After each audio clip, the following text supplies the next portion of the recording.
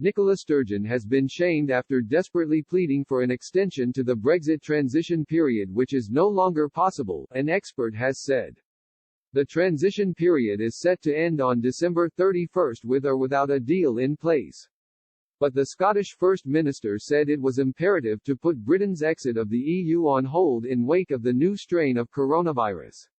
She wrote on Twitter, "It's now imperative that PM seeks an agreement to extend the Brexit transition period. The new COVID strain, and the various implications of it, means we face a profoundly serious situation and it demands our 100% attention. It would be unconscionable to compound it with Brexit." But now, Maddie Thimmond-Jack, an associate director on the Institute for Government's Brexit team, revealed any extension will take time which the UK no longer has.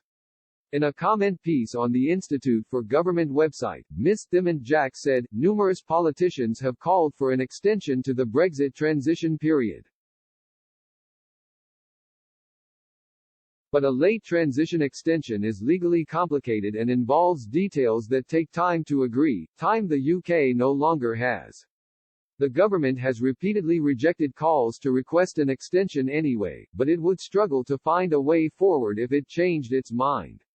At this late stage, compromising with the EU to get a deal is a far easier way to avoid what will be, however much the government insists otherwise, a chaotic no-deal Brexit."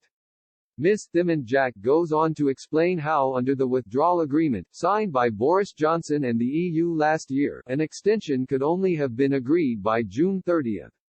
She explained, "Back in the spring, EU leaders appeared open to just such an extension to allow both the EU and UK to focus on the pandemic response, but UK ministers refused to countenance this option, despite the clear risk that the government would still be battling coronavirus at the end of the year."